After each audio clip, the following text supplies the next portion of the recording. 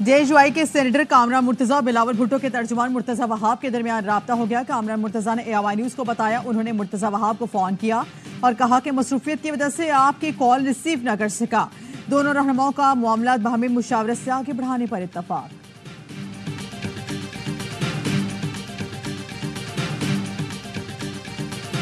कोई मजबूरी थी, खौफ ना कोई डर। कामरान मुर्तजा से मिस कम्युनिकेशन हुई, मौलाना से बात करूंगा। चेयरमैन पीपी बिलावल भुट्टो की ऑफ द रिकॉर्ड में गुफ्तगू। कहा हुकूमत तरमीम करके फौजी अदालतें पूरे तरीके से कायम करना चाहती है। कामरान मुर्तजा की जानिब से एतराज उठाया गया, हमने इख्तिलाफात नहीं किए। जेएचयूआई की जानिब से जवाब न मिलने के बावजूद मैंने आर्टिकल 8 की तरमीम को निकलवा दिया था। कामरान मुर्तजा ने मुर्तजा वहाब की कॉल रिसीव नहीं की।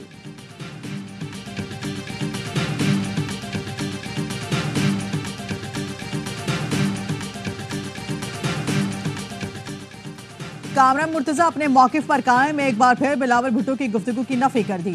जेएचयूआई रहनुमा ने कहा बिलावल भुट्टो ने बिल्कुल कहा था कि मजबूरी है। बिलावल ने दूसरे दिन मुलाकात में कहा कि आर्टिकल 8 में तरमीम को निकलवा दिया। मुसव्विदे फाइनल करने के लिए 2 दिन का वक्त तय नहीं हुआ था। ये बात भी गलत है कि पीपी अपना मुसव्विदा पेश करेगी तो फिर हम अपना मुसव्विदा पेश करेंगे। गाड़ी चला रहा था इसलिए मुर्तजा वहाब की कॉल रिसीव न कर सका। मुर्तजा वहाब ने दोबारा राब्ता नहीं किया वरना बात हो जाती। जेएचयूआई रहनुमा राशिद सुमरो ने कामरान मुर्तजा की गुफ्तगू जाती राय करार दे दी। कहा जाती राय का पार्टी सतह पर बयान बातचीत नहीं कर सकता।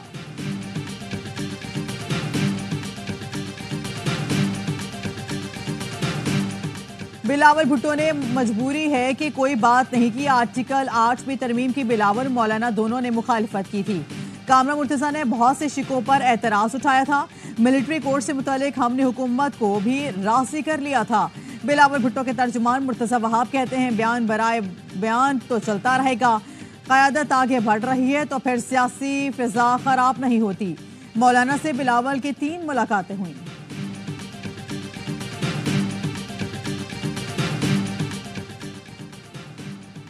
वकला तंजीमों का एतमाद में लिए बगैर किसी आईनी तरमीम का पैकेज बेसूद होगा। ऑल पाकिस्तान वकला नुमाइंदा इजलास का इलामिया जारी। मुजव्विज़ा आईनी मुसव्विदी की तशरीह का मुतालिबा।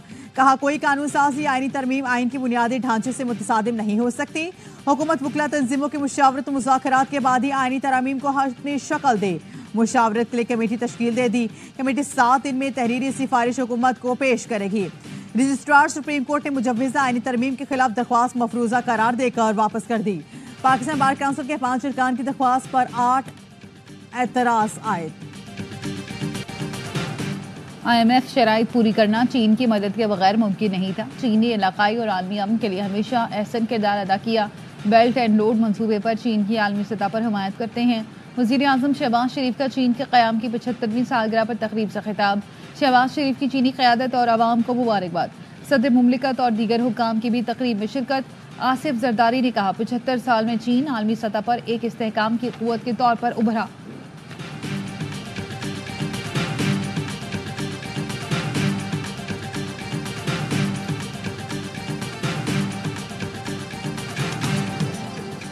और पाकिस्तान अहम आलमी इदारे का फिर रुकन मुंतखब। पाकिस्तान को इंटरनेशनल एटॉमिक एनर्जी के बोर्ड ऑफ गवर्नर्स का कारकुन मुंतखब कर लिया गया।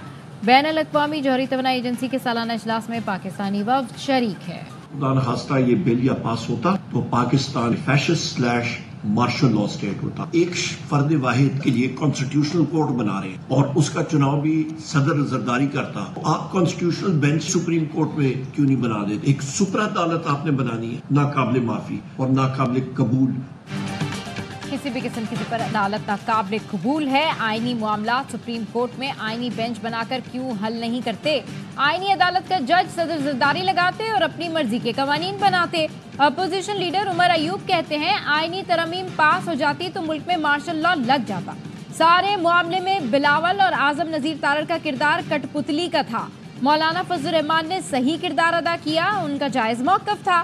पीटीआई रहनुमा ने दावा किया हुकूमत 57 आईनी तरमीम लाना चाह रही थी, ड्राफ्ट किसी के पास नहीं था, हमें भी कुछ नहीं दिया गया। पीपी तर्जुमान शाजिया मरी बोली जनरल अयूब का पोता पीपल्स पार्टी को जमहूरियत और उसके इक़दार ना सिखाए। सियासी मुकालमे से आमरों के पैरोकार परेशान हो रहे हैं।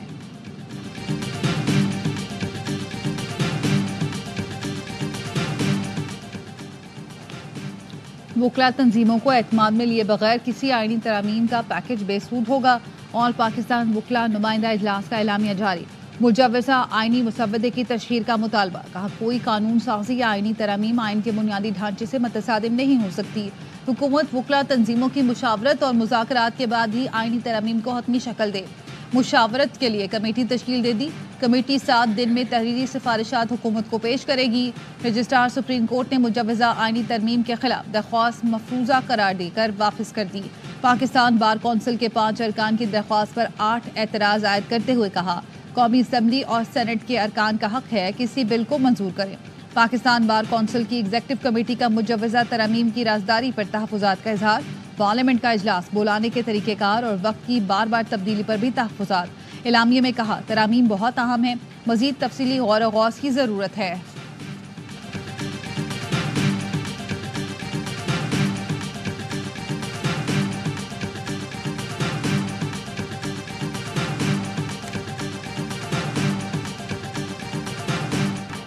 पार्लियामेंट की खुद मुख्तारी बरकरार रखते हुए मखसूस नशिस्तों का फैसला किया जाए। स्पीकर कौमी असम्बली अयाज सादिक ने इलेक्शन कमीशन को खत लिख दिया। कहा पार्लिमानी निजाम की सालमियत और आज़ादी को बरकरार रखना जरूरी है। तरमीम शुदा इलेक्शन एक्ट नाफिजुल अमल है। इलेक्शन कमीशन की जिम्मेदारी है वो पार्लियामेंट की कानून साजी का एहतराम करे, जमहूरियत और पार्लिमानी बालादस्ती के उसूलों को बरकरार रखे। स्पीकर पंजाब असम्बली मलिक मोहम्मद अहमद खान ने भी इलेक्शन कमीशन को खत लिख दिया। विफाकी वज़ीर इत्तलात अता तारड़ कहते हैं पार्लिमानी तारीख में स्पीकर अयाज सादिक का इलेक्शन कमीशन को खत तारीखी संगे मील है। तमाम सियासी जमातें स्पीकर के फैसलों की तायद करती रही हैं। आइन ने कानून साजी, तरामीम और कानून बनाने का इख्तियार पार्लियामान को दिया है। कैसे हो सकता है कि सुन्नी इत्तेहाद कौंसिल के मेंबरान को पीटीआई में जाने की इजाजत दे दी जाए। सुप्रीम कोर्ट की आर्टिकल 63A की तशरीह आइन दोबारा लिखने के मुतरादिफ है।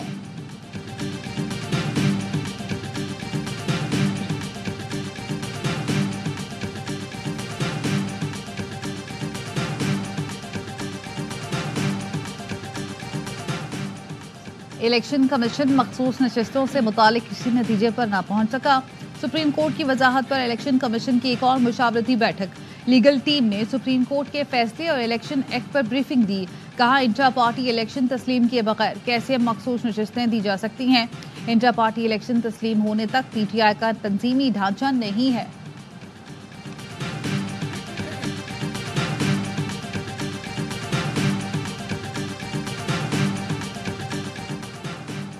डब्बे खुलने के बाद फॉर्म 45 हो या 75 उसकी हैसियत नहीं रहती।